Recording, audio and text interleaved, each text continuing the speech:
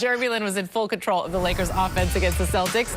Lin tallied a season-high 25 points to go along with 6 assists in 30 minutes of action. At practice Monday, Lin spoke about finding his game over the All-Star break. It's a criticism, you know. It's funny. Like up until I started until college, I was always this underrated player who no one ever really expected much from, primarily because of my ethnicity. And then, once I signed and the attention came, then it became like, oh man, like, it's just, it's just funny. I think Mark Jackson summed it up great. He said I was the most, widely criticized undrafted player of all time, and I think that just comes with the territory. It is what it is. People see me, they draw perceptions, misconceptions, and then from there it is what it is. So I'm not too worried about it. I'm kind of used to it, and it's just one thing where I don't really worry about it. I don't read it anymore, so it doesn't really, get to me. Jeremy Lin gave you some great comments there, Coach. And this is what we've wanted to see from him all season long. It's that aggressiveness and that playmaking ability, but it does come in waves. Why is that?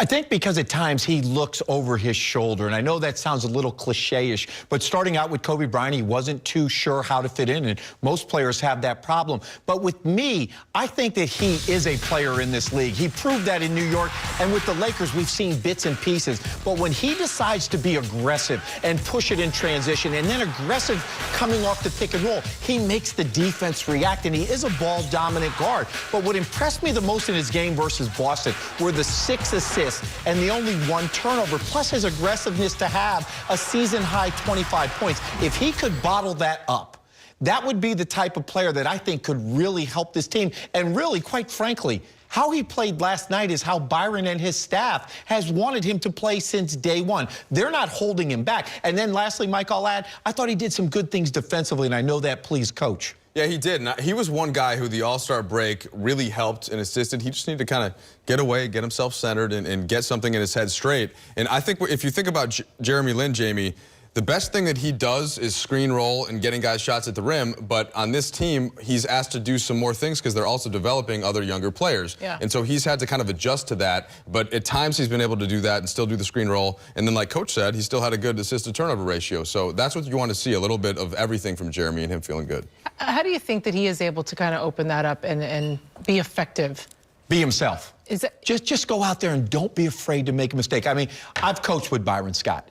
Byron Scott isn't going to take you out if you make errors. He's going to correct those errors. But if you continue to be half in and half out and not sure, Byron doesn't want the hesitancy. To err is human.